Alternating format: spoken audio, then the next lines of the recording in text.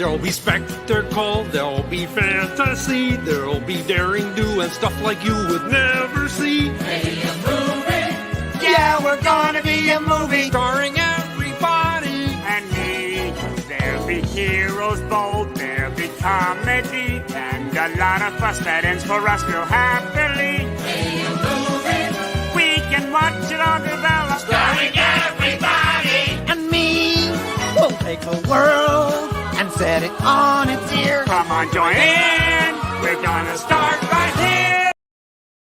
And we are going to start right here. Hello and welcome to Triple Feature, a Radulich Broadcasting premier podcast brought to you by the good people at W2M.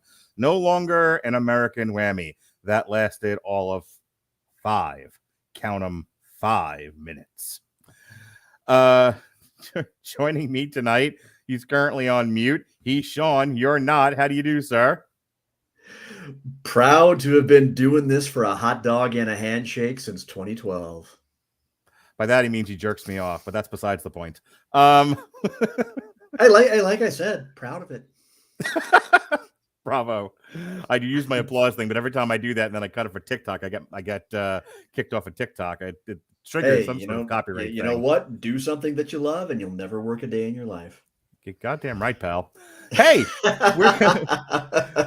on the marquee tonight are 3 of my favorite things, porn adjacent movies. Yes, sir, Bob. We are talking X, the slasher movie that takes place on a porn shoot. We are talking Red Rocket, the story of an ex-porn star who comes back home to make good in his hometown. And Boogie Nights, directed by Paul Thomas Anderson, the 1997, I believe, classic starring Mark Wahlberg, about the rise of the porn industry. So, okay, now this is I haven't Googled this because my mind has been going about 100 different directions all day. Paul Thomas Anderson, is that the Magnolia guy? You would ask me a question like that, you dirty dog, you. Paul Thomas Anderson. Because I know Paul W.S. Anderson is the one who should never be let near a video game movie again. Yes, he's okay. So Paul Thomas Anderson is There Will Be Blood, The Master, Inherent Vice. Oh, okay. I completely had the wrong Paul Anderson. Okay, so Again. yes, Hard 8, Boogie Nights, Magnolia. So you got that one right. Punch I did Drunk have Love. the right one. Yes, you did. There Will Be Blood, The Master, Inherent Vice, Phantom Thread, and Oscar nominee Licorice Pizza. He makes some quirky ass movies. This one. He's made one movie I liked. I loved There Will Be Blood. Yeah, most people do. Most people who are into movies and are adults and sit down and watch these things definitely are into that movie. I tend to like his stuff, though. He's one of these. I like him because he's one of these directors who doesn't particularly, seems to at least, not particularly care about making stuff that's for wide appeal. He just kind of makes his movie, and if you show up, great, and if you don't, you don't. But movies are so good, they do end up attracting a fairly wide audience, at least most of the time. I don't know how well Licorice Pizza did. And boy, was that a wacko picture. I think I first became aware of him because once upon a time, he was beefing with Kevin Smith. What a nerdy fight that is. All right. We'll come back. Kevin has had some weird feuds. Kevin doesn't know when to shut the fuck up. Is the problem with Kevin Smith? More often than not. Yeah. I mean, hey, why can't we make a populist choice and make Spider-Man No Way Home a Best Picture nominee? Anyway, we'll be here for 2 hours if we get on that tangent. So let's talk about X. All right. Yeah. So I came to you, Sean, and we don't have to do a tremendous amount of table setting here because I don't think an hour-long discussion of your favorite porn is probably appropriate. Tell me how you got to porn, Sean. No, it's not what we're here to do. But I was a teenager and I started getting bored with Baywatch. And I just for you. There I was punching myself in the dick. Nothing was happening. and I discovered scrambled Showtime and HBO. Yes, good old scrambled Cinemax. Look, we're men. We enjoy some pornography, and when I heard that A24, and I have to talk about this, A24 is probably like my new favorite independent studio. They're the people that were responsible for Lamb and Zola, and they come up with all kinds of weird stuff. And they're like running these out now at a fairly rapid pace. Like you don't go a month or so without getting another A24 picture. And I'm really enjoying them. Like it sort of reignited my little like indie picture snob in me. And so when I heard that's kind of the miraculous thing, though, is the fact that yes, they're an indie studio. Yes, they're really cranking these movies out, but miraculously, they're not pretentious.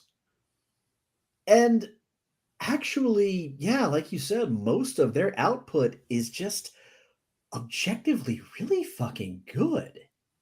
Yeah, a lot of it's good. Some of it's not great, but I'm not going to hold that against the studio. Sometimes you take a swing at that and you miss the ball, even at the height of your professional ability. Not everything is a 10 or a 1. There's lots of 5s. And the thing I like about A24 is, Robert and I have been chronicling the demise of the film industry. But when we do so, we're always with the tacit acknowledgement that it's not that you can't find films for an adult audience. And I don't mean, again, porno, even though that's what we're talking about. I do mean, in fact, that, he laments the fall of the wide release picture that isn't a part of a larger IP. The middle ground picture. When you and I grew up, you're my wife's age, not really mine. We used to be able to go to the theater and there was your big event pictures, there was your indies, and then there was this wide array of stuff in the middle. Just stuff Hollywood was cranking out. A Danny DeVito film. A $10 million picture. No big deal. But everyone enjoyed it. It made its money. It kept the wheels in Hollywood turning. A lot of that stuff now goes to streaming services directly. Like they're still making them, but they're not going to theaters anymore. Or if they go, it's very limited release, and then they're out, and then they're on a streaming service. So what you're saying is Robert is kind of mourning the loss of the cinematic middle class. Correct. Is what you're saying here. Yes. Okay. Perfect. That's actually a really good way of putting this. And so where A24 kind of steps into the breach is it's giving people the in-theater experience of watching weirdo pictures. There used to be a time where you could just walk into the theater and be like, I'm going to go see, this thing right here. I don't know what this is, but it's a cool poster. And you go and you see a movie and you're like, okay, wasn't the worst thing I've ever seen. Wasn't the best thing. It's solidly middle ground weirdo picture. And the movie that's just kind of made destined to cultivate a cult following. Yeah, kind of. There used to be a time where you could go to a theater and see Lost Highway. Lost Highway doesn't go to theaters anymore, or Donnie Darko, which you and I talked about, or Spun or Run Lola Run, those kind of things. Where it's just Run Lola Run, yeah. Yeah. So the point is getting to X. So it's like, I love the idea that they're not afraid to kind of play with weirdo conventions. Like, what if we do a slasher movie that's kind of an ode to the Texas Chainsaw Massacre, but it's a porn shoot? And there's I think that's kind of the beauty of independent and low budget horror, as it's usually called, is when it comes to a horror, big marquee horror from big studios. The studios look to absolutely maximize the spectacle. Yeah. Make everything as much of a spectacular sensory experience. Yes. All the organs must fly at you on screen. Yes. So you get big budgets, lots of gore, elaborate effects, but the only caveat to that is studios will kind of tend to only put those resources behind movies that they feel are a safe bet. So they really are not looking to gamble, especially when it comes to horror, on anything that's especially original. Or they're not taking a flyer on something like X. Like you walk into a pitch meeting and you've got this script, it's a solid script for a slasher, and it's like, okay, well, where did it? Well, it's a node to the Texas Chainsaw Massacre. Oh, okay, so it takes place in like an abandoned farmhouse. Yeah, and we've got some youngish people, and they're running from a very real, very tangible, very human monster that's trying to kill them. Exactly. Exactly. and then they go, okay, well, what's the hook on this? What makes this different from anything else? It's a porn shoot. Out of the office. Out you go. Right. But this is the nice thing about throughout horror history about B horror and independent horror. I know it feels weird to think of Saw as B or low budget horror, but that started out as just a kind of a novel short film written by and conceived by James Wan and Lee Whannell.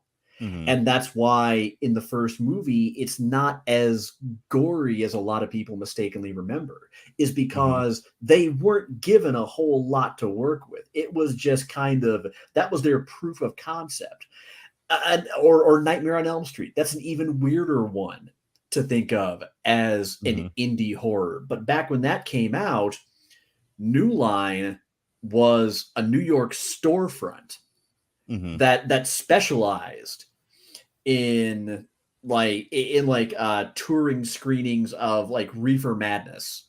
I think was one of their big early releases. And so the first Nightmare on Elm Street, as opposed to the remake, you didn't have CGI Freddy pressing his way through the wall over Heather Langenkamp's head. It was a big ass sheet of spandex. Right. Things like that. And that's where you start to see not just filmmaking craft, but just general concepts.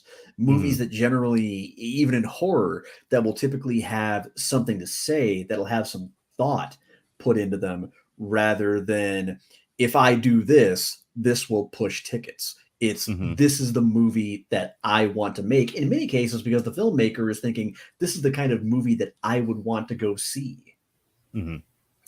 So let's talk about X here. X is a 2022 American slasher film written, directed, and produced and edited by Ty West. Who is Ty West?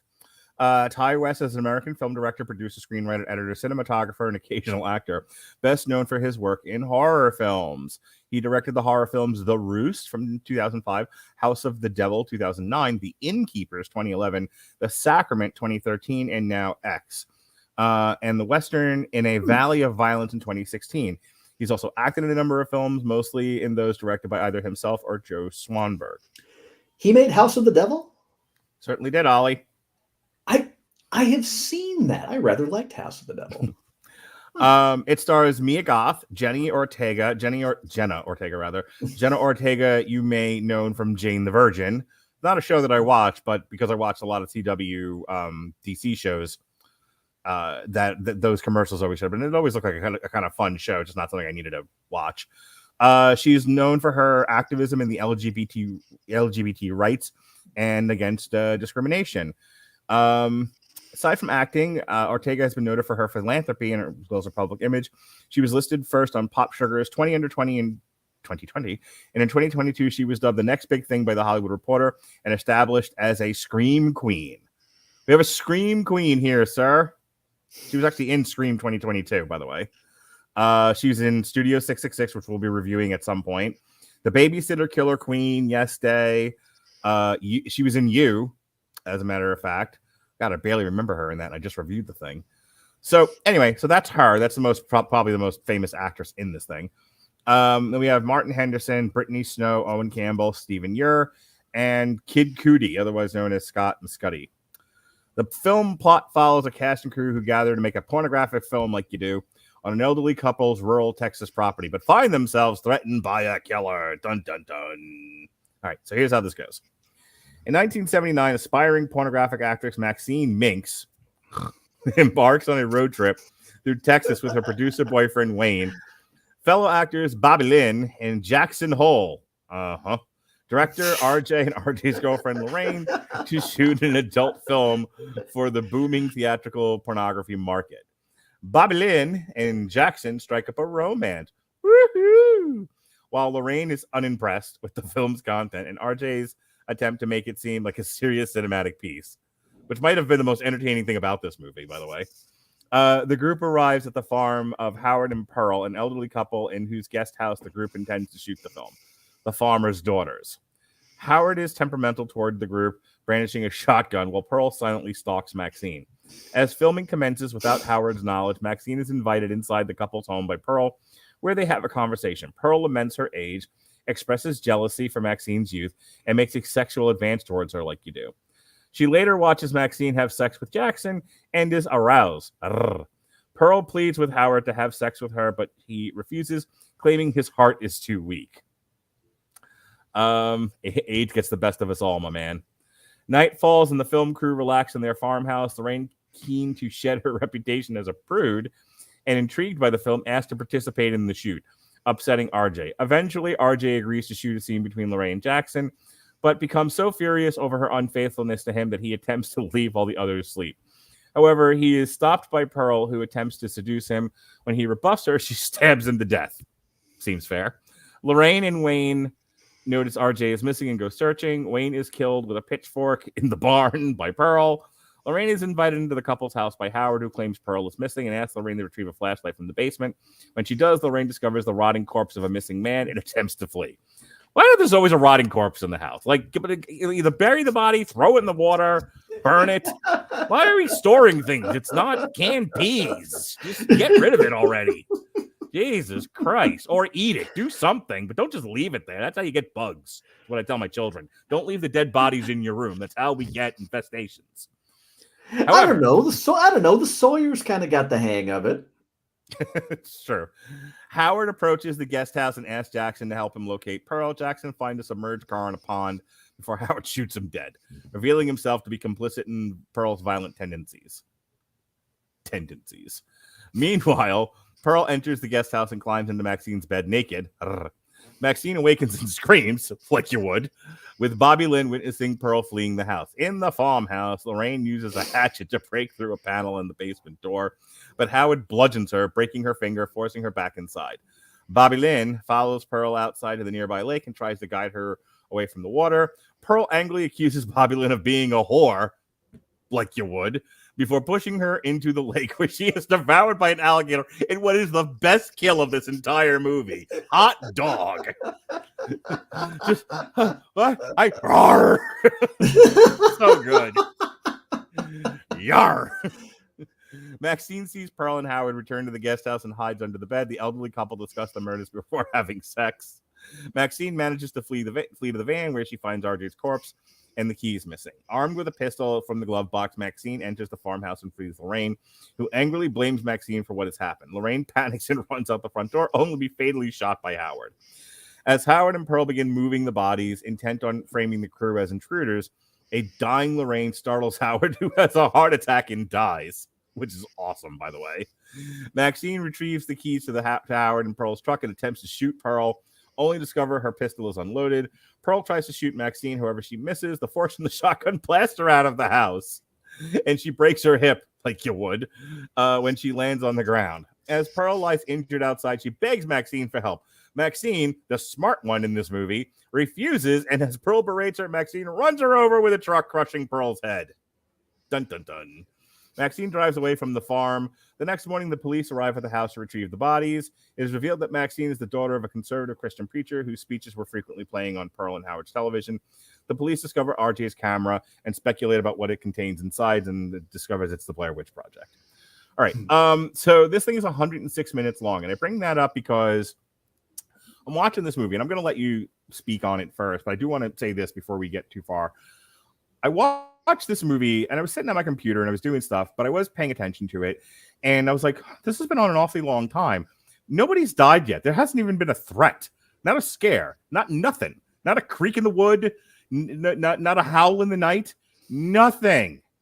You know what? Nothing. I didn't even mind. We were an hour into this movie, and we were still just watching a boring porno shoot. And I'm not complaining. I'm just like, boring porno shoot is what I said. I did not say the movie was boring. Not the feature we were watching was not boring. I'm saying, like, I'm watching these people shoot this porn, and it's not particularly interesting.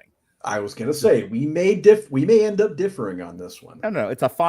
I don't have a lot of complaints about this movie, but I did want to cite, because when you think about traditional screenplay structure, especially for horror, somebody's got to die in that first 10 minutes. Usually it's in the first scene of the movie. you know, it's kind of like Ghostbusters. You get your first scare out of the way, right? It's the you know, the guy, the librarian, and then you know, she sees the ghost off screen and she freaks out, right? All of our favorite horror movies, there's something right at the beginning that hooks you, and then it's daytime and we're in the high school and we meet our leads, that sort of thing. Here, we spend a lot of time just sort of setting up the setting, giving you the players, kind of creating all of this sort of Hitchcockian tension, and we don't even get to the first kill until after an hour of the film has passed by. I only cite that as it is very, very different from traditional screenplay structure. So I'll let you go ahead and take over the review. Okay, so first off, might I say, this feels more like a spiritually apropos Texas Chainsaw Massacre sequel or remake than the last Texas Chainsaw Massacre sequel, which we talked about, and that review is in the archives. Seriously, well done, well done. Toby Hooper would be absolutely proud, pleased as punch by the look and feel of this movie. And I would also cite that because, as another example, the first movie anyway, of another one where it takes a little while for the body count to really start piling up proper. Yeah, I might add. Just saying. But first of all, I gotta say, this, I could just gush about how fantastic looking this movie is, because again, it has the feel of OG Texas Chainsaw Massacre. It's appropriate that RJ kind of gets that little mini screed of his about how what's going to set his porno that he's going to shoot, apart from all the other ones, is that it's going to be artful. It's going to be intentional. It's going to have cinematography. Let me jump in there and say I was getting Maggie Gyllenhaal vibes from The Deuce. Like, why does pornographic have to be male oriented? Why can't we have feminist porno? And that's like her whole thing in The Deuce, right? If you've ever watched it. And I have definitely, over the years, there has been people who like, why does pornography have to be the basest thing ever? Why can't we do something artsy with it? I don't know if you've ever watched The Story of O, but The Story of O is fairly traditional BDSM porno. It's adapted from the original novel that is risque, and I think it's like one of the banned books. It's available for purchase. I got it for my wife for Christmas. But the movie, there's no way to not do it as anything but porno. But it's not like the traditional "here comes the pizza man," you know, kind of a thing. It's you know, they're telling this story about this woman engaged in this BDSM, a non-consensual slavery lifestyle, and it's an actual story. It just happens to have scenes of BDSM and sex in them, but it is as artfully as one can do such things in the time that it was done. So I did enjoy the notion of why does porno have to be, you know, why does porno have to be this very one-dimensional thing? And like, why can't we do some stuff with it? I like that idea. No, I mean, that's fair. And granted, this movie is set in 1979. Right. But that's, I think, much more of a consideration nowadays because people have been a little bit spoiled by certain prestige TV dramas like True Blood, Outlander. God, I had something else in mind just a second ago. It's escaping me now. To a certain other extent, laugh at me if you will. Game of Thrones.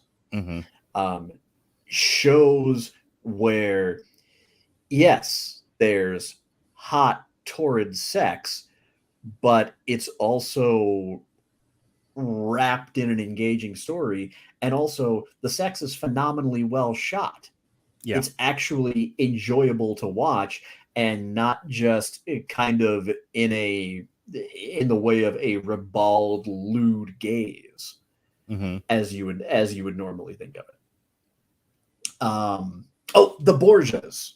That was the other Okay. one I knew there was a fourth one. Oh gosh, what was the name of the show on Hulu that was about like the 18th century French prostitutes? Harlots. Harlots. Yes, that was another good one. Yes. Oh yeah, another great example. But the reason I point that out is because here, in what would egregiously be misclassified as just another slasher movie, we've got some match cuts that are used to kind of weave a little bit more of kind of an intricate parallel narrative in some scenes. When Maxine is going for a little dip in the old swimming hole, we get that overhead shot of her swimming back to the dock being pursued by the gator, and it's like something right out of a Dario Argento movie. It really is a gorgeous film in places to look at. And it's built well. There's narrative around it. And I love the fact that it's a sexy movie about sex, about porn, but rarely is it ever crass. And there's actually a bit of musing kind of on the progression of human sexuality as we age from several different perspectives. Yeah, one of the things I like about this movie, I want to piggyback on that. We can have a back and forth on this a little bit. Yeah. One of the things I like about X is that it identifies itself as a slasher, but it becomes secondary to the internal debate among the nature of pornography. And I was thinking about like Pam and Tommy as I watched this discussion that Alexis and Jesse and I had about the nature of sex and women owning their sex. And there's this whole conversation that takes place within the movie about who is okay to do porn and who isn't and what that entails. And Jenna Ortega has a really great, I'm probably going to massacre this line, but she talks about like, well, if it's okay for them to do it, why isn't it okay for me to do it? I'm curious. I'm consenting. I am an adult woman. Why am I not allowed to do this? And then there's the director who, when he was directing other people, was perfectly fine with it. He was here to make a porn. He had people to do that, and he was going to do it. But when she wants to do it, he gets possessive of her. You know, and I do enjoy the fact that the film plays with the idea of ownership in relationships. You know, well, hang on, it's okay for everybody else to be whores, but I'm not the girl I'm with. As if the girl has no say in what she does with her own body. And that is the internal debate going on in the first hour of this movie before the killing starts. But I also like, because the movie does deal with, and I said it sort of, you know, being tongue-in-cheek and flip before, but it really does. There's an element to it which was surprising in a movie like this, that virilness, youth, you know, runs away from us all over time. You know, middle-aged men and women dealing with changes in their body. Your mind still kind of stays the same. You're still a sexual being. You still have desire. You still have need. But your body is utterly uncooperative. You know? Well, yeah. And what do you do about that? And that's what I mean by kind of examining the evolution of human sexuality, you know, as we age from different perspectives. And that is that, for one thing, the women in this movie, all of them in their own ways, are not treated strictly as objects solely of sexual gratification. The point it's trying to make is that inside every woman, every man as well, but every woman especially, is a sexual creature for whom that is a light that it's crucial to never allow to go out. And so often in generations past, slasher movies just depicted women as simply, as I said, they are just objects and engines for and just Well, for not only that, gratification. but sex was a sin for which you should be punished by a monster. Well, yeah, exactly. But here, kind of the way that the elderly couple treats the younger characters as sinful is in that they're seen as, despite the fact that they're clearly celebrating their sexual liberation and their freedom and the joie de vivre of their youth, they're also seen as taking it for granted. Yes, There's that is they're, actually a they're really seen, good point.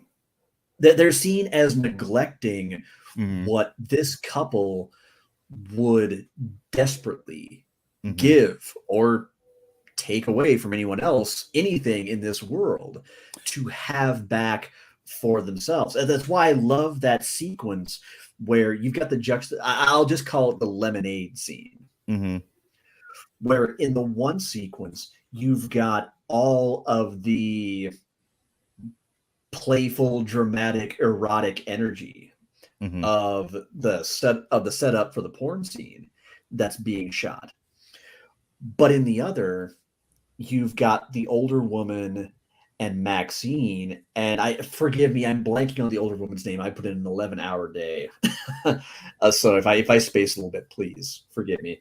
And she's kind of looking both enviously and bitterly at Maxine and seeing everything that she once was, everything that she now longs for and cannot have because she is deprived So of to answer the your question, one. it's Mia Goth, and she plays both Maxine Minx and Pearl, which I'm now just Okay. realizing that. Wow, Oh. what a makeup job on her. Oh, Yikes. holy shit. Yeah, right? Like, it just dawns on you, like, wait, that same lady? Shit. What an accomplishment, by the way. Amazing. We were talking, hey, real quick, let me get this out.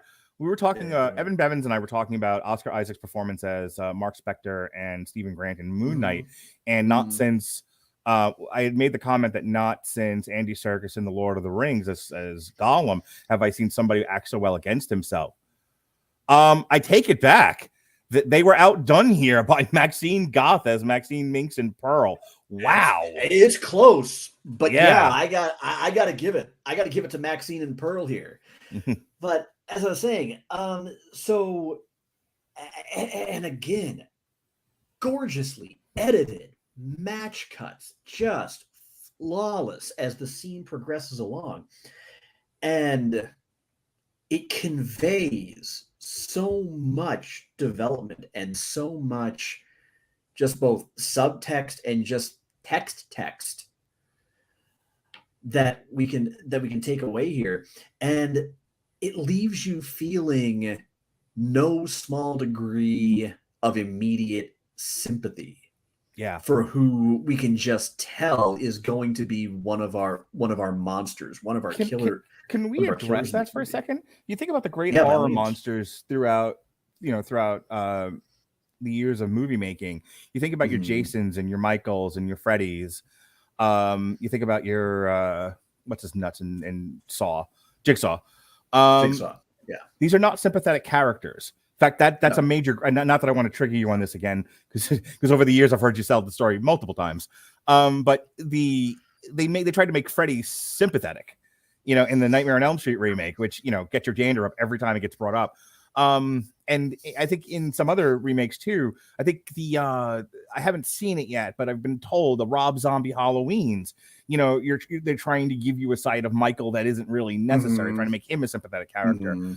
And everyone kind of bitches and complains, like, we don't want our horror monsters to be sympathetic. We don't want to relate to these people. We want them to be the ultimate evil.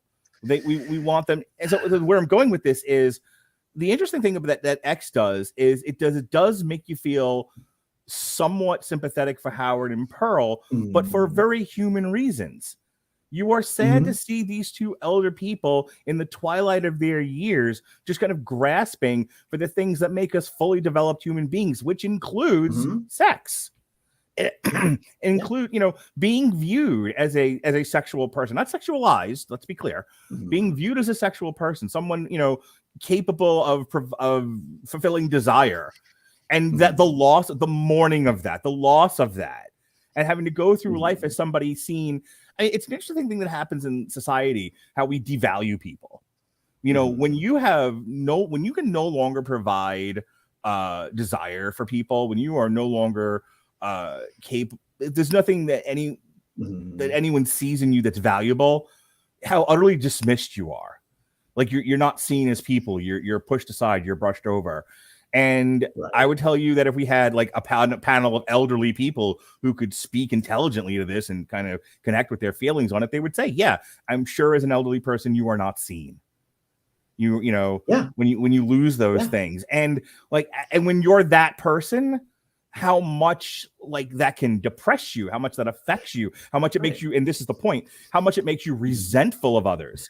And without a proper stopgap, that resentment turns to what happens in this movie, which is they get violent.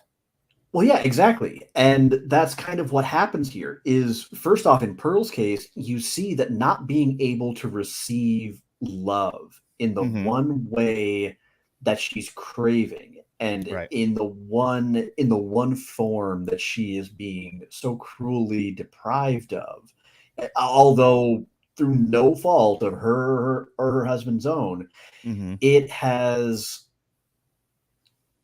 like I said, it's hollowed her out. It's withered her humanity to where that is the one thing left that she's truly craving.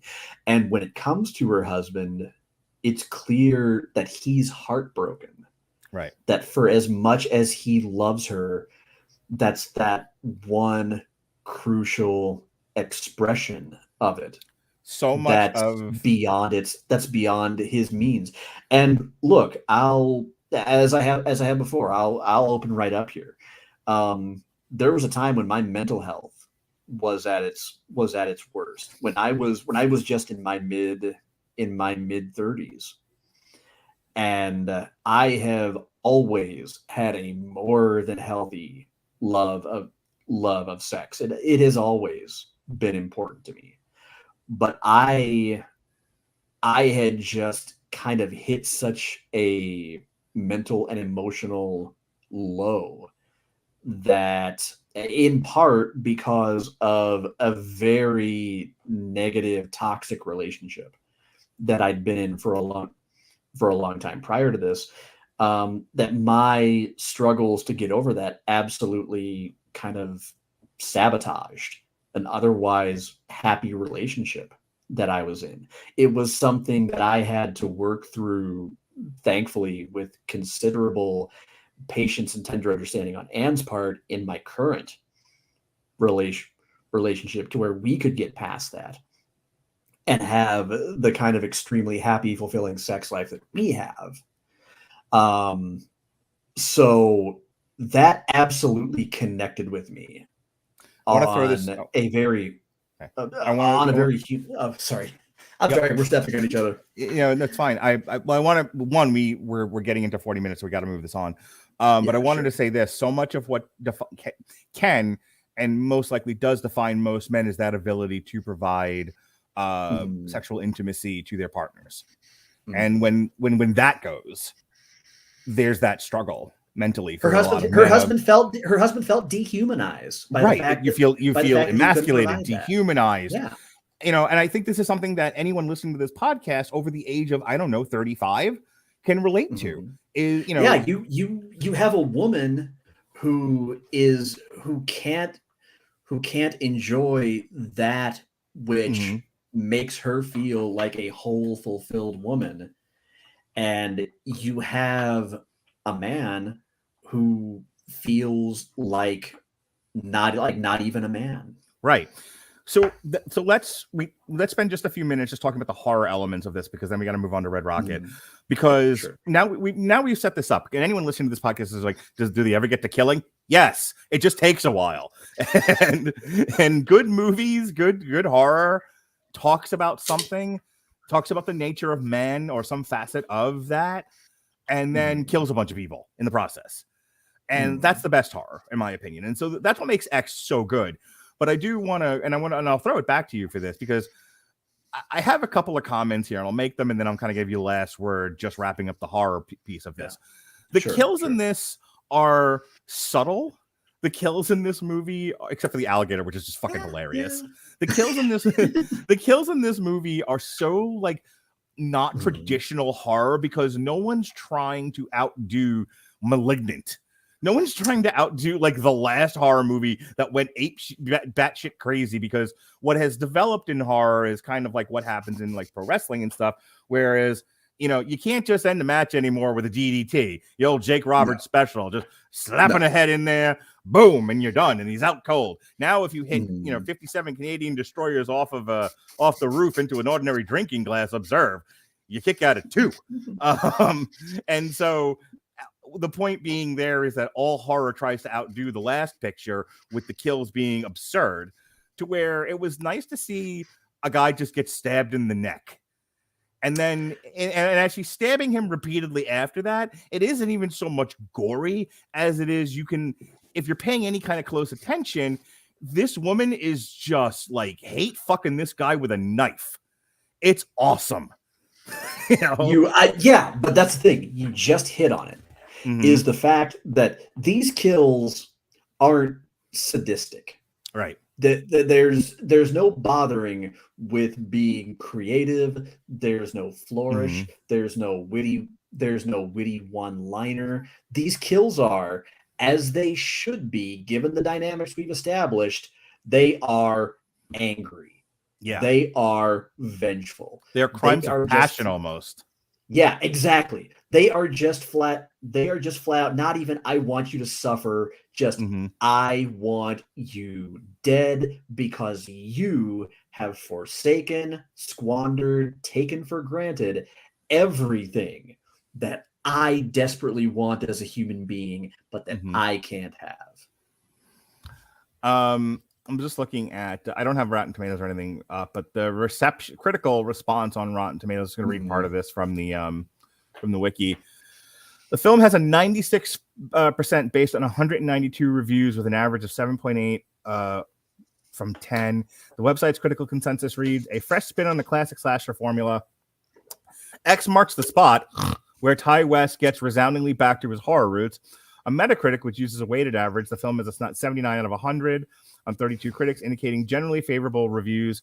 Audiences polled by PostTrack gave the film a 68 positive score, with 45 saying they would definitely recommend it. And I think that's interesting. And this is the last thing I'll say on this. You can respond and then we'll move on. So we are here talking glowingly about it, but you and I study film. You in the wide breadth of our decades-long friendship, the thing that connected us, at least at the beginning, was we both not just casually, passively watched film, but we really studied it to the point where we started a podcast and did deep dives into film craft. And you and I are talking glowingly about this movie. It's not quite like damn you Hollywood level where we're like, here's all the things, but like, we're having a general 40-minute discussion now about what makes this movie great and better than most modern horror. I can see why this isn't resonating with people, because I think this is a film critics movie. I don't know if this is a casual audience movie. For one, you're dealing with like a taboo subject in porn. So automatically you're like losing people. Like, I don't want to watch a movie that's about a porn shoot. But I think then the next thing is, while you and I are appreciating the subtlety of a simple kill by a person enraged and impassioned by the mourning of their loss of sex, I don't know how many people want that. People want Malignant. Some chick bending over backwards, cutting people to bits. They want. So I'm just wondering if you gathered up, a panel of people and like, show them Malignant, show them X, and like, which one did you prefer? If they go Malignant, but because the kills were better, and I'm here for the death. I'll give you the final word on X, and we'll move on. I think it would depend, because horror caters to a lot of interests, and that's because horror caters to a broad swath of playing on a lot of ingrained psychological fears, insecurities, uncertainties, triggers things like that. It's obviously more often than anybody probably realizes going to be rife with some degree of social commentary, to a degree that when people complain about horror being too woke or political or what have you, it's the same as to me, it's the same as people complaining about, when did Star Trek get so woke? When did Star Trek become so political? Since about mid 1960s, Bubba. But I think your reception to it would depend on what the preferences were of those people. Because if you want to watch spectacle horror, you watch Friday the 13th. You watch Malignant. You watch the Nightmare on Elm Street sequels, maybe even skipping the original. But if you want to watch horror that's very carefully constructed and meant to make you uneasy in ways that maybe you can't necessarily put your finger on until someone else points them out, you watch a movie like X. Because it might subvert your expectations, and you might be disappointed at how it subverts them, because you hear it set on a porn shoot and you think that it's just going to be a Friday the 13th sequel with the volume cranked up to 11. And here you end up getting this really methodical, psychological, thoughtful, dare I say, almost downright artsy slasher movie that plays it is a tacit example of what can be done with the horror genre when you have careful hands. Oh, absolutely, certainly. Red Rocket is a now. In the interest of full disclosure, Sean didn't do the homework. I fucked up. He only knew about this 6 months ago. It's fine. Come on. I have had a dentist appointment. I have had a class reunion coming up. I've got a teenager getting ready to move in with me, and I got a full-time job. I'm doing my heckin' best, Fred. No, I meant to watch all 3 movies today while I was working. I was thinking, hey, you know what? I got an 11-hour day ahead of me. This is good. I will have time to get through everything. Only problem was I misremembered what the running times were. So by the time I actually started the movies, I had to message Mark and say, bad news, friend. I'm going to have time to get through Boogie Nights and X, and if I'm feeling saucy, maybe about half of Red Rocket. In defense of Sean's position here, Boogie Nights is 12 hours long. Fucking too long. All right, so Red Rocket is a 20. So this is going to be like really, really quick because we can't have a discussion on it. I'm the only one that saw it. I have a couple of things to say, but we won't spend too long. This is another A24, by the way. So, I'm just going to say this. For those of you who listen to this podcast and were like, I would just like to see something besides a Marvel movie, just go look at A24, see whatever they've watched, and watch everything. Watch Zola, watch Lamb, watch Red Rocket. Watch also Blumhouse.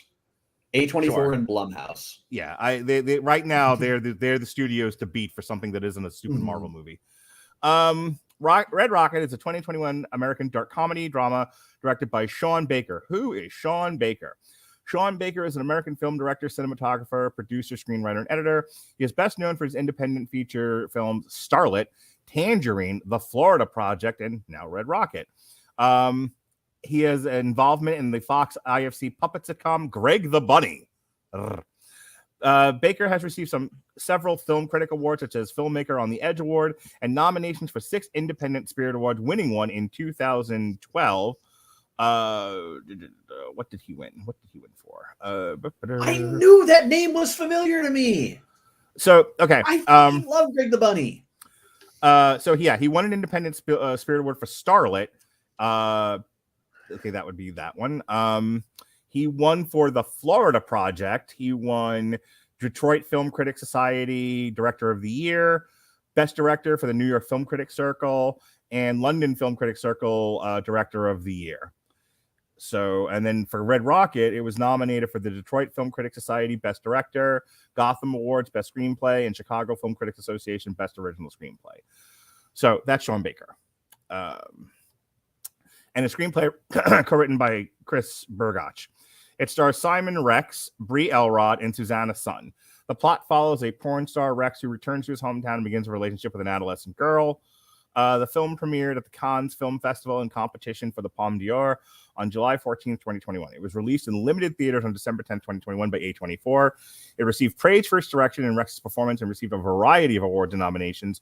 The National Board of Review, Jason Teasley, the hoidiest of hoity, listed it among the top 10 films of the year, not Spider-Man No Way Home.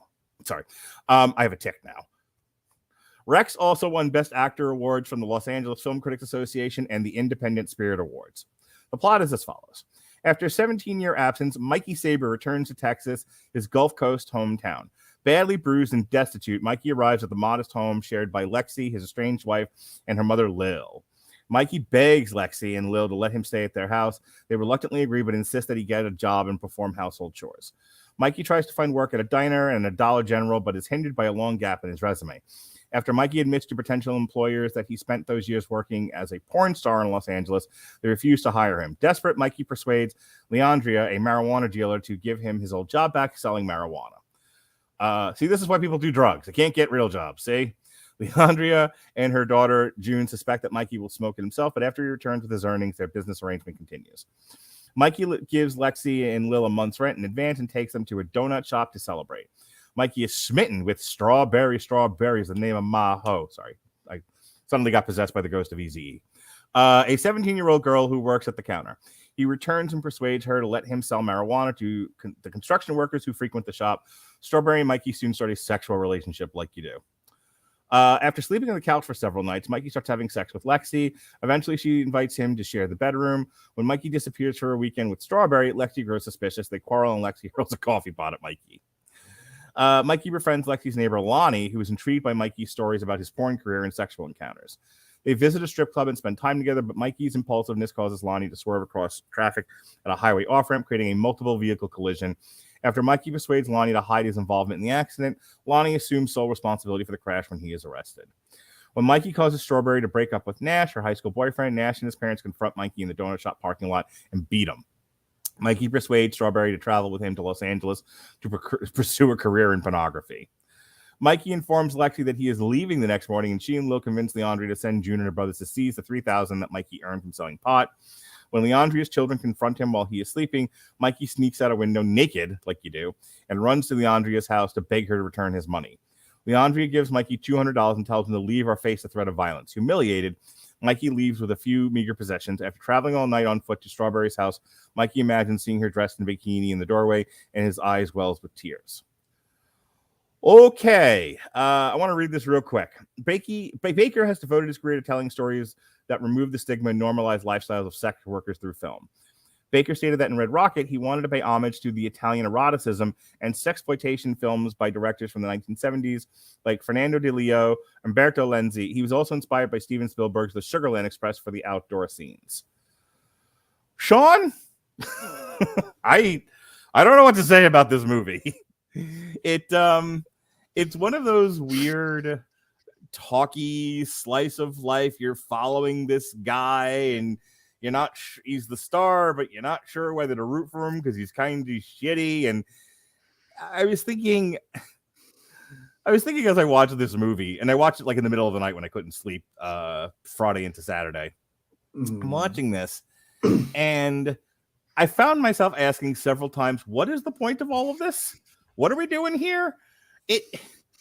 There is a bit of independent filmmaking where you get a clear, distinct vision from the director and the writer, often the same person. And you're like, you watch their film and you go, I hear the words that you're saying. They are in fact English words that I do understand, but I don't know what you're trying to say. I really it's not a bad movie per se. I feel like we've said essentially that about a lot of the independent movies we reviewed, especially some of the weirder ones you've thrown out there for On Trial. Yeah, that's a brilliant point, Sean. There is this streak of independent films where it's like the guy on the street corner just screaming about something, and I appreciate that you're passionate about this, but I don't know what the hell you're talking about, and you're doing it in such a way that I'm not getting whatever message you're trying to get across is not conveyed very well. You're not taking me with you. You're not convincing me of something. It's like whenever my dad argues with me, and it's like, you're making a valid point, I assume, but you're such a dick about it that I don't want to listen to you. And he was like, no, but the message is the thing. And I'm like, no, you're being a dick is the problem. Well, and that's kind of where a lot of independent cinema really loses me, is the fact that a lot of it just isn't very much fucking fun to watch. Yeah. Like Simon, make sure I have the name right. Simon Rex. Simon Rex is great. He, former MTV VJ Simon Rex.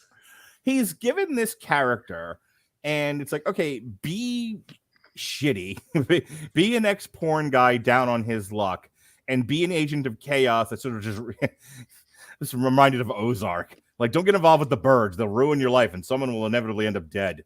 And like he comes back to town, and it's not like anybody's living their good life here. Everyone's kind of living a shit life, and you think, like, how much worse could this possibly get? And then this guy shows up, and it does get worse.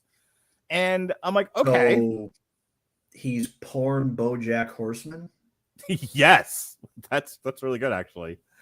I don't want to spend I don't want to spend too long about this because you can't really contribute to the craft of it. I love, as much as I love independent movies, because they're generally conversation starters. They are pointing to things very, very directly, very specifically, and it often invokes a lot of emotions, a lot of feelings, and even bad ones are good. In that sense, is that they are contributing to a conversation out there in the world, other than I like that I was entertained for 2 hours, which a lot of movies tend to be these days. On the other hand, I sometimes struggle with this stuff because it's like, film should be a more collaborative process. And when you've got like written, directed, edited, gaffed,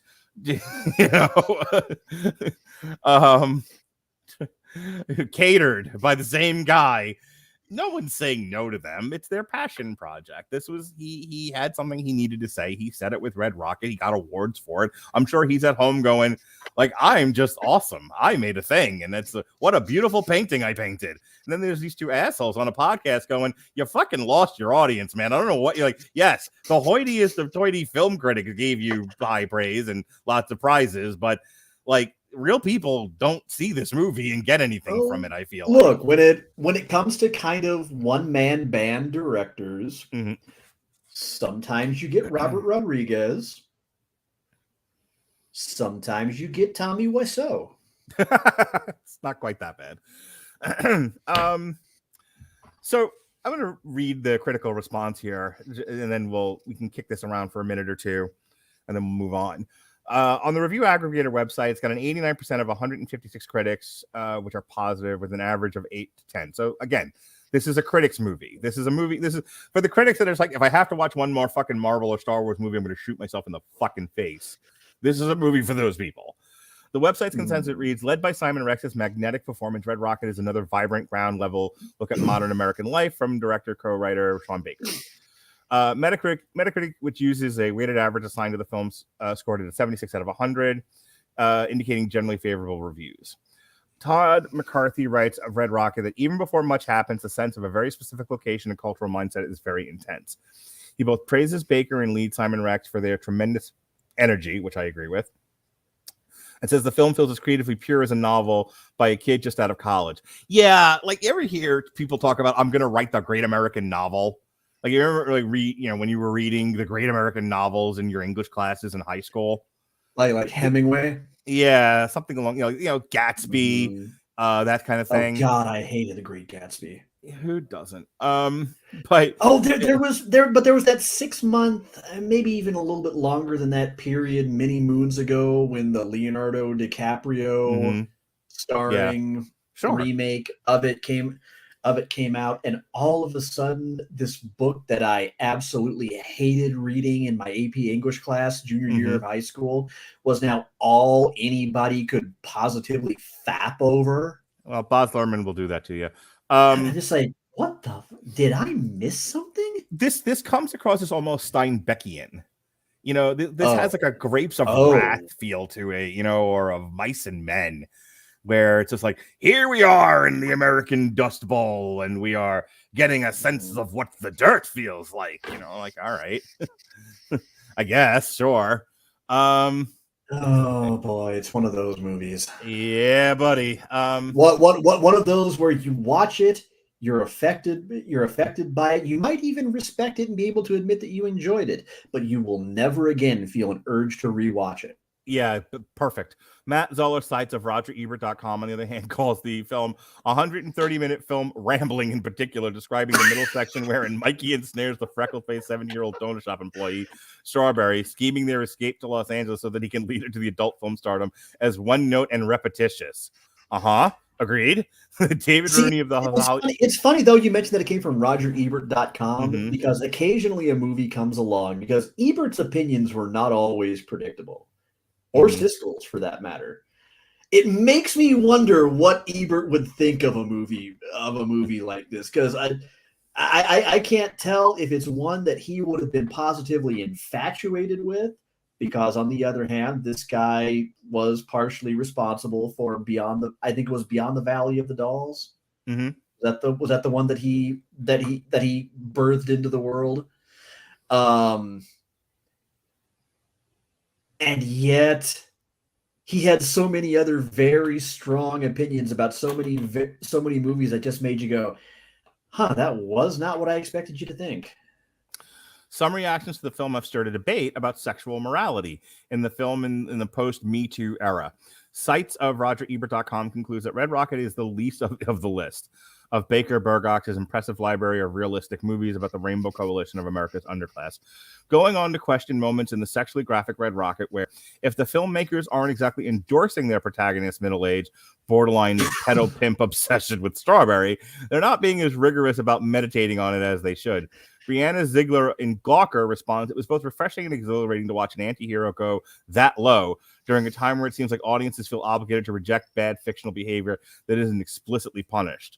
Variety's Clayton Davis said the film's risque subject matter could be a hindrance, but encouraged voters to nominate Rex, Baker, and Burgock for Academy Awards, which it does not appear they were. So, not even close. It was nominated for a bunch of other stuff, but not an Academy Award that I can tell. However, the National Society of Film Critics gave Simon Rex a runner-up for Best Actor. So there's that. Anyway, that's Red Rocket. My personal opinion on the movie, everyone's like, well, what did you think about the movie? Did you like it? It's okay. When I saw the trailer for Red Rocket, it was kind of like I had the same reaction to Red Rocket as I had to Licorice Pizza, where I watched the trailer for it and I was like, I'm interested in what you're doing here. I want to see this. I'm fascinated by the subject matter. Then I watched the movie and it's like, do you ever get to a fucking point? What are we saying with this? It's, people accuse our podcast of being rambly at times. Watch Red Rocket if you want to see the very definition of rambling. Jesus, Mary and Joseph. Speaking of Jesus, Mary, I got better. All right, Boogie Nights. Speaking of rambling, Boogie so Nights. I got to tell this story real quick. It's the last film that we're going to review tonight, and then we'll be done here. We have no hard out anymore. We don't have to be done in an hour, and I'm alone tonight, so I don't got nothing to do. You're my date for the night, Sean. It's me and you, babe. So let's talk about porn. Like you go on dates with me. So a couple of years ago, good friends of the show, Pat Mullen and Jed. I don't know what his last name could be. Casey, could be Lucid, could just be Jed, like Malcolm X. They were all on the casual. I don't think I was there for this. He's now Jed X. He's now Jed X. Yes. Mm-hmm. I guess this is one of the times they restarted the Casual Heroes, and they had Jed and Pat on. Mm-hmm. And I don't know how they lost control of the podcast. I don't know what prompted this, but Jed and Pat apparently did like an hour of just Boogie Nights quotes at each other, to the point where our group chat that consists of myself, Chris Evans, that he doesn't really participate, Robert, Jesse, who mutes the chat anyway, and myself, and we mostly talk about wrestling and baseball and the occasional movie, and Gavin laments that we're no longer living in the 50s. We call the chat Boogie Nights.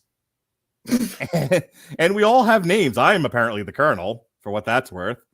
And look, it's not that I haven't told somebody they have a mighty fine penis. I'm not saying that, but but how we all landed on I was the Colonel, I don't quite understand.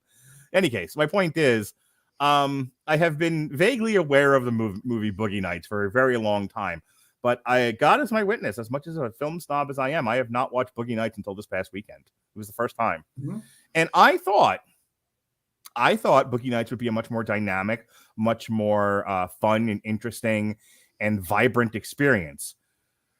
For a movie about people fucking on camera, this is a slog. And Jesus with a cast like this. On the one hand, I can see why this got nominated for all the awards everywhere all the time. On the other hand, film should be a collaborative process, and someone should have told Paul Anderson what the editing machine was. The purpose of an editor is to kill the director's babies. You gotta get there so much faster. You gotta keep things moving. There are just certain things where it probably is. You have a killer cast here. This is an all-star baseball team you've got going. You still shouldn't spend this long on any of what they spent this long on. It just drags the movie down. And for what? Why? We just talked about this with Red Rocket, but sometimes films like this just drive me crazy because you absolutely know they gave into every indulgence possible because this didn't have to be the Avengers. This could just be Paul Thomas Anderson's meditation on the rise of porn, and no one's going to stop him and tell him how to do it. But it so desperately needed an adult in the room to say no and edit this down. Go ahead. I remember when this movie first came out, it kind of became instantly memeable. Sure. I don't know about quote worthy. Fuck sure, not to the point where I can understand a bunch of people, even Pat et al., sitting around tossing around quotes for a fucking hour. Yeah, it drove Chris Evans into the woods to live deliberately. We've never seen him again. But it was to the point where I've been curious about it a number of times over the years, never quite enough so to actually sit down and watch it. But when you suggested it, I thought, okay, I can cross this one off the list. I'm actually kind of excited about this one. Because after all, you managed to cram Mark Wahlberg, Burt Reynolds, Don Cheadle, Philip Seymour Hoffman, Julianne Moore, Heather Graham, all into the same movie. And what I got was boring and predictable. Yeah, a story about someone's huge cock and the rise through porn shouldn't be this boring. It wasn't even insightful because you have to remember that when this came out, a number of prominent figures legitimately from the 70s porn scene condemned it immediately. And one thing you have to say about the adult industry, the sex may be played up, dramatized with all the bombast that has become the stuff of caricature. But when it comes to actually telling the tales of what happened behind the scenes and what the lifestyle is like, the dreamers of dreams are not exactly bullshitters when it comes to their stories. Frankly, and I'll go ahead and just kind of throw this out there. If you really want to hear some authentic stories of, sex work from that era, just go watch After Porn Ends. Maybe skip the sequels. They were not great, but I legitimately enjoyed and found After Porn Ends to be both entertaining and pretty insightful. That's just my take. But this was like if 54 hate fucked Goodfellas. I was thinking, what if Casino but porn and boring? And the sad thing is 54 was better, and 54 was not a good movie. I think the main reason this one got more attention is the fact that Mark Wahlberg is a marginally better actor than Ryan Phillippe. Well, here's the other thing I'll tell you. I think this has sort of a Magic Mike-ness to it, where it's like, ooh, it's the middle-aged white woman being slightly wine naughty as they run off to the theater to watch the stripper movie. Woo! I think I'd have more fun watching Magic Mike. Everyone has more fun watching Magic Mike. That's not the point. Like, it was one of those things where it's like, let's go to the theater and watch the naughty movie. And I think, again, like, if I remember correctly, Boogie Nights did well. On a $15 million budget, it made $43 million. Because, again, this is the point that I'm trying to make. You can get away with this once in a while. This is Daffy Duck blowing himself up with TNT. You can occasionally do a big budget endorsed by Hollywood movie about the porn industry or about pornography, and people will go see it because it's naughty. It's naughty, Sean. It's like, ooh, I'm going to step out of my safe, middle-class, protected, walled-up, military-style home with the white picket fence and the dead dreams, and I'm going to go off to the theater with my partner, and we're going to hold hands and watch the naughty movie. I think that happens enough. I think at various points that was showgirls and striptease for guys. It was definitely striptease. I don't think anyone saw showgirls. but more recently, I would say it's the movies I would put in that class would probably be some combination of Twilight, 50 Shades of Grey, and both Magic Mikes. Yeah, I mean, look, the 50 Shades of Grey's movies are trash. Melissa and I talked about that. But people went to see them because, again, that wasn't attracting the movie critic crowd. That was the wine-soaked middle-aged women that, were hot to Trotsky. All right, so let's talk Boogie Nights here, for real, evens. Boogie Nights is a 1997 American period drama written and directed by Paul Thomas Anderson. It's set in Los Angeles, San Fernando Valley, home of the porn, and focusing on a young nightclub dishwasher who becomes a popular star in porn, chronicling his rise in the golden age of porn. Take a drink every time I say porn throughout this review. You'll be blackout drunk by the end. Of the 1970s through his fall during the excesses of the 80s. The film is an expansion of Anderson's mockumentary short, The Dirk Diggler Story. Stars Mark Wahlberg, Julianne Moore, Burt Reynolds, Don Cheadle, John C. Reilly, William H. Macy, Philip Seymour Hoffman, and Heather Graham. The film premiered at the Toronto International Film Festival on September 11th, 1997. It was theatrically released on October 10th, 1997. Garnering critical praise, it was also nominated for 3 Academy Awards: Best Original Screenplay for Anderson, Best Supporting Actress for Moore, Best Supporting Actor for Reynolds. The film soundtrack has also received acclaim. In 1977, high school dropout Eddie Adams is living with his father and emotionally abusive mother in Torrance, California. He works at a Reseda nightclub owned by Maurice Rodriguez, where he meets film porn maker Jack Horner. Interested in bringing Eddie into porn like you would, Jack auditions him by watching him have sex with Roller Girl, a porn starlet who always wears skates, and her feet stink. Following a fight with his mother, Adams moves in with Horner at his San Fernando Valley home. Adam gives himself the screen name Dirk Diggler, because alliteration, and becomes a star because of his good looks, youthful charisma, and unusually large penis. His success allows him to buy a new house, an extensive wardrobe, and a competition orange 1977 Chevrolet Corvette. With his friend and co-star Reed Rothschild, Dirk pitches a series of successful action-themed porn films. He works and socializes with others from the porn industry, and they live carefree lifestyles in the 70s disco era. While attending a New Year's Eve party at Horner's house, marking the year 1980, assistant director Little Bill Thompson discovers his adulterous wife having sex with another man. Bill, tired of being repeatedly cuckolded, shoots the pair dead and commits suicide, like you do. Dirk and Reed begin using cocaine on a regular basis because it's the 80s. Due to his drug use, Dirk finds it increasingly difficult to receive an erection, and there's a lesson for us all: cocaine kills your penis. Falls into violent mood swings and becomes irritated with Johnny Doe, a new leading man Jack has recruited. In 1983, after arguing with Jack, Dirk is fired and takes off with Reed to start a music career along with Scotty, a boom operator who is in love with Dirk.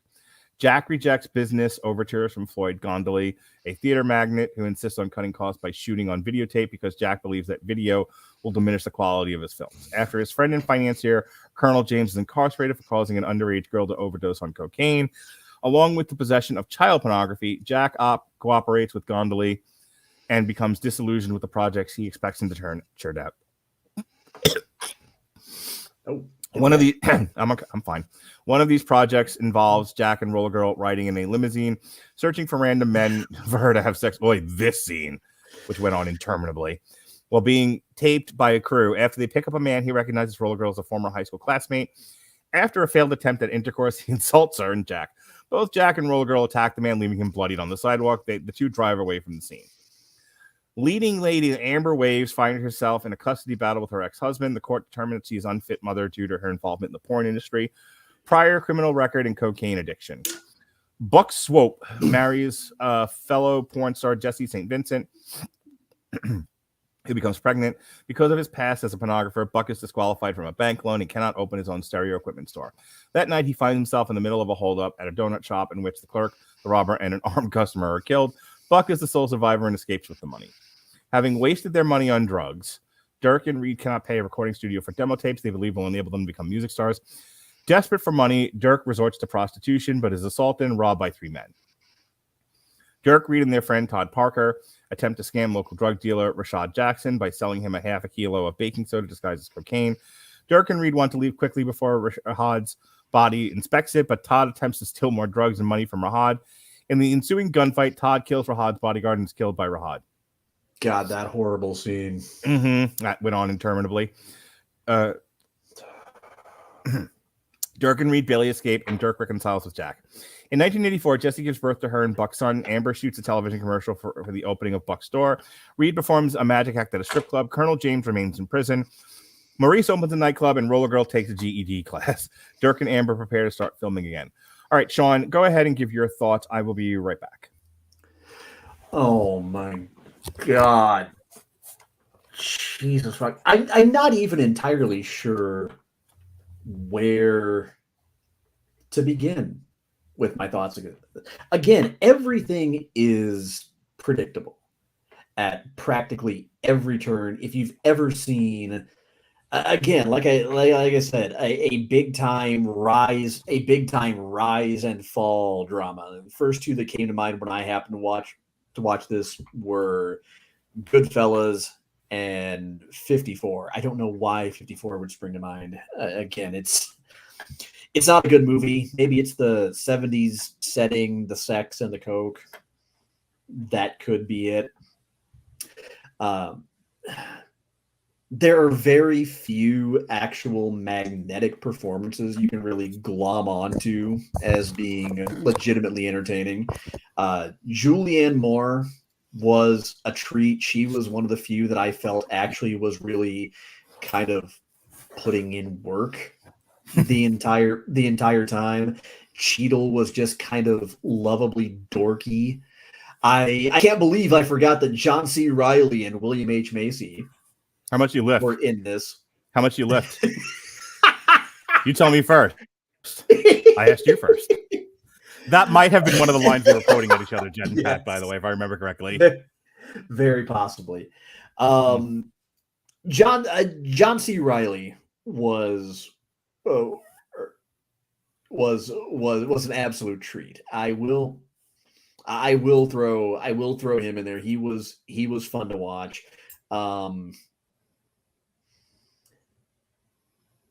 God, I'm just baffled at how you seemingly have. This is like the movie equivalent to How Do the New Jersey Nets Keep Losing? Okay. How do you put together this much superstar talent and still not knock it out of the park? Mm-hmm. How do you still not manage to go all the way with it? I love the fact that now and forever, we can refer to Mark Wahlberg as star of Boogie Nights and Father Stew. The man has range. No, and Mark, I don't. And don't forget Transformers: Age of Extinction, one of the highlights of his career. No, Mark, you prat. I don't care how ashamed you are of Boogie Nights. You're never getting past that. I can see the tumor growing in your forehead, by the way. I'm a tumor. I'm a tumor. I'm a tumor. I'm a tumor. Burt Reynolds was actually so embarrassed by the rough cut that he initially wanted nothing to do with the movie. He was ashamed of it, despite kind of being the De Niro of this movie. As weird as that sounds, he really, really is. The big drug scene near the end, my God. We got through Motorin', Jesse's Girl. we got through a high schooler's like mixtape. Good God, yes, we got just through talk a about that fucking scene? EP. Can we just Yes, by all means. Can we that whole fucking scene, man? Like, I think that's about where I lost it with the movie, and it's towards the end, so it doesn't really matter. But like, there's a lot of this movie that is just kind of slow and plotting, and the camera's just sitting there, and you're like, you don't need all of this to tell this story. You are providing way more context than this story really needs. And it's babies you just don't want to kill because you can't not be an excessive filmmaker, you Paul Thomas Anderson, you. And then you get to that scene, and I just had enough, because essentially they're there to sell the guy baking soda and then steal from him. That's the scene. You need 5 minutes to do that scene. 5. That scene goes on for an hour and a half. It is ridiculous. There is a part of this scene where conversation or something is going on, and for some reason the camera just locks on to Marky Mark just zoning the fuck out. I don't think he was performing. I think he was legitimately out of it during that scene. Hand to God, Mark. When I was watching that scene, I actually had to touch my phone because I thought that maybe my connection had glitched. I'm not kidding. It sounds like I'm doing shtick. I'm not kidding. I had to actually swipe my screen to make sure that the connection hadn't glitched until,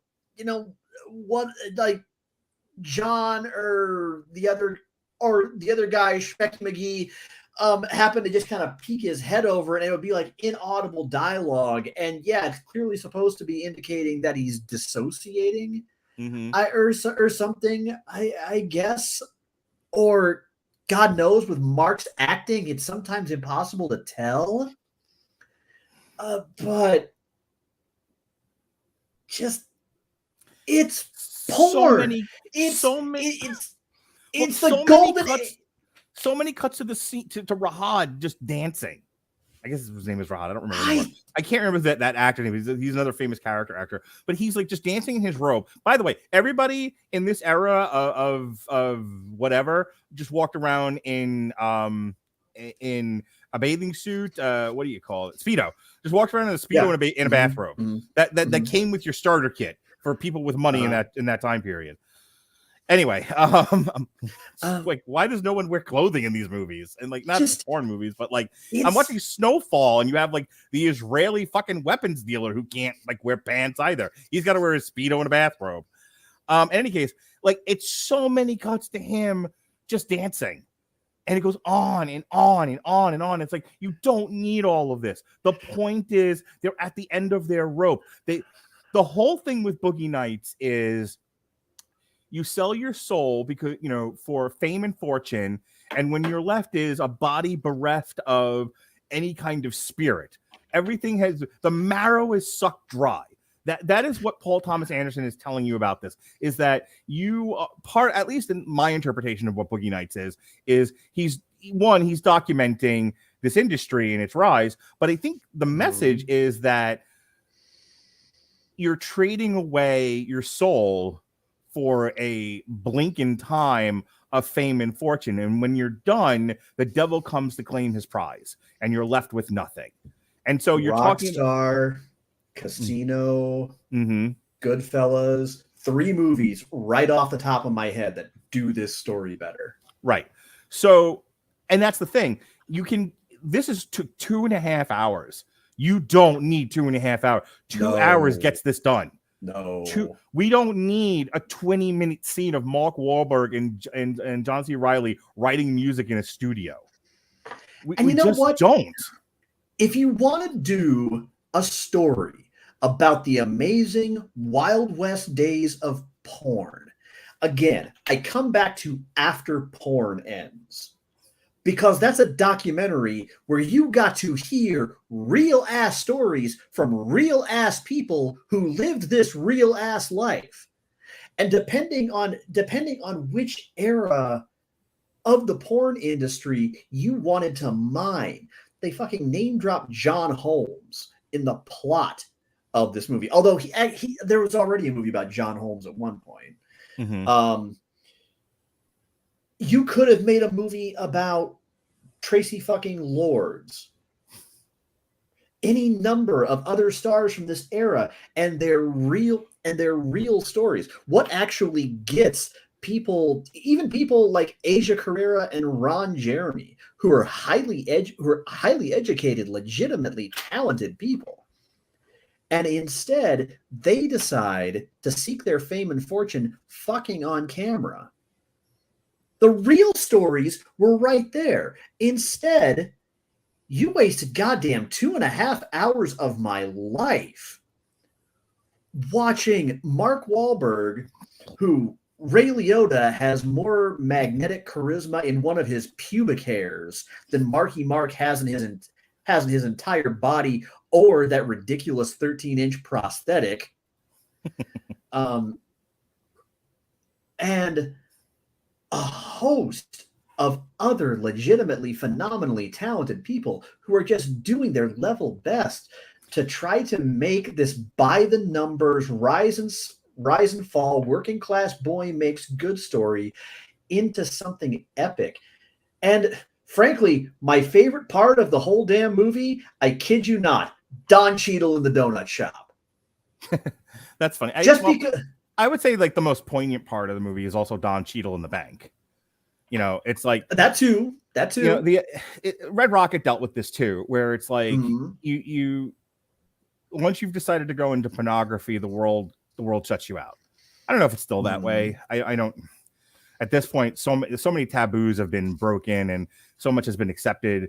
You know, and there's this other thing of like you can't hurt people. People will notice, and you'll get in trouble. So I don't know. I don't know right now if you've been in porn and then decide to go for a small business loan, you'll be denied. I think the biggest things that have changed nowadays in porn are, number one, due to just a conglomeration of factors, largely, probably the biggest one being the rise of the internet. You have more and more adult entertainers and sex workers who are just more enterprising. They're entrepreneurs. They're independently doing it on their own. They're not chained to a studio, to a producer. They're not subservient to anyone. They have more control over their business.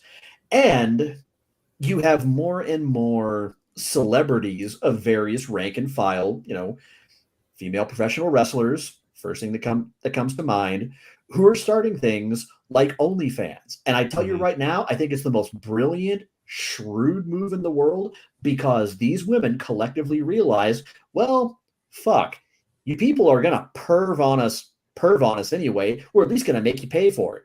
Sean, I don't know if we're just going to earn a buck off of it. Do you remember maybe early 2000s that there was an entire site dedicated to nude female wrestler pictures?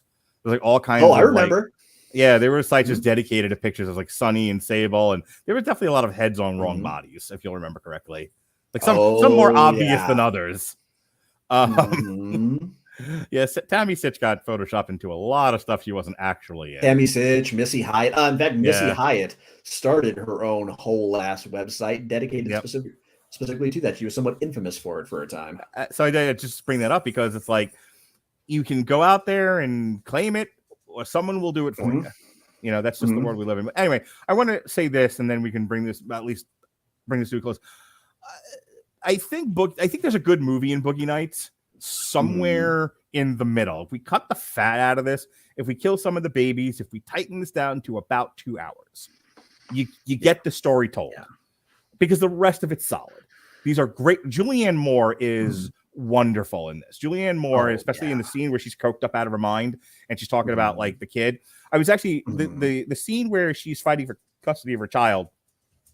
And everyone in the room is against her because she's a dirty, filthy pornographer, and no one will listen to her. And she might have actually had a valid point to make. You know, she's saying things like, I never brought my son around any of the drugs or any of the sex. None of that stuff. This child was never in danger. And much like Pamela Anderson's deposition in Pam and Tommy, it's like, we've already decided you're guilty because you decided to sell your ass. That's it. It doesn't really matter.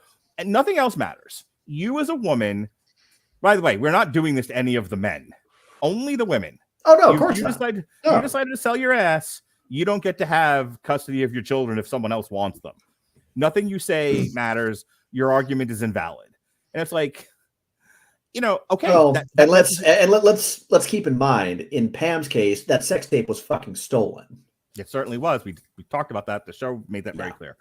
So my point is, there's a lot of good stuff in Boogie Nights. There's a lot of stuff that it talks about that I think is good conversation. There are a lot of themes and elements that I think are worthy of viewing and discussion. My biggest criticism, honestly, is the editing and direction on this. And it's not that the performance direction is bad. It's that Paul Thomas Anderson feels the need to like fill time to create, I guess, to create some sort of aesthetic that isn't necessary.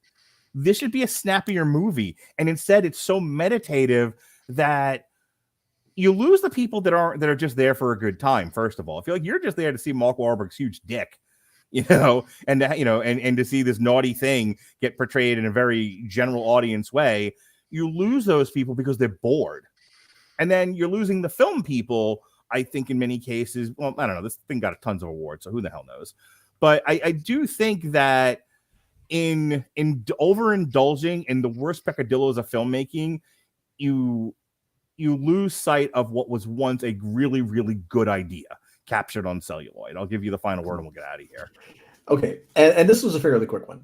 I think I realize what my biggest problem with Boogie Nights is.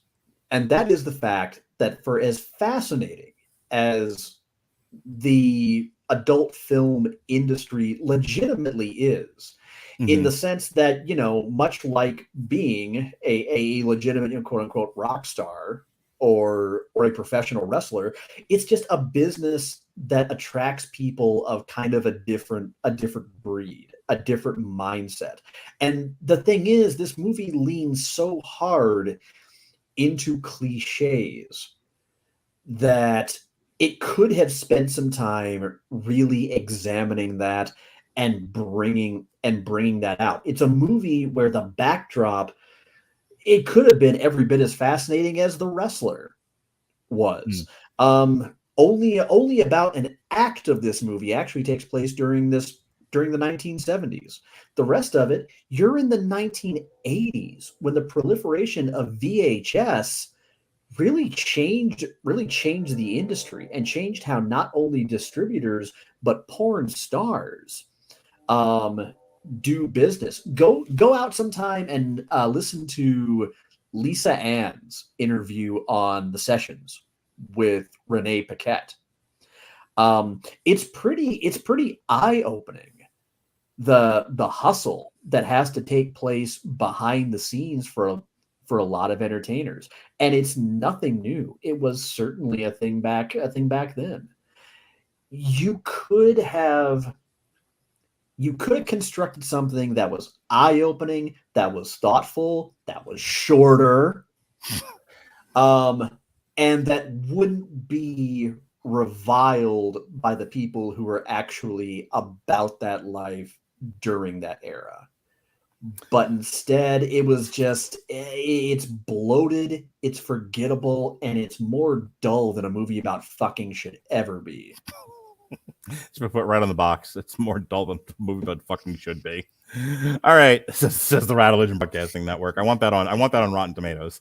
All right, folks. We kicked off the week. Myself and David Wright, actually, prior to this recording, we did an on trial for Downton Abbey. We had a really fun discussion about that. David's always a great guest. Tomorrow, Robert and I will be talking the remake of Firestarter. The Superblog team up is Wednesday. We are celebrating the anniversary of Image Comics.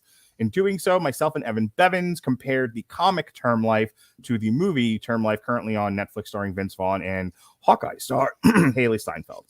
In the evening, we're taking a break from the Metal Hammer of Doom, and Jesse Starcher and I are continuing our look at the great works of David Simon, moving on to Homicide, Life on the Street, Season 6.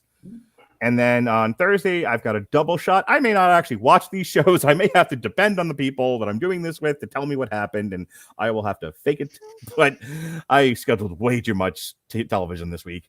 We've got Upload Season 2. That's myself and Alexis Hana at 10 a.m. And then in the evening time at 10 o'clock p.m., it's myself and David Wright reviewing Picard Season 2. Please like and subscribe on YouTube. If you happen to have caught this podcast somewhere and you're not subscribed to the W2M network on your podcatcher of choice, whether it be Apple Music or Spotify or what have you, please do so.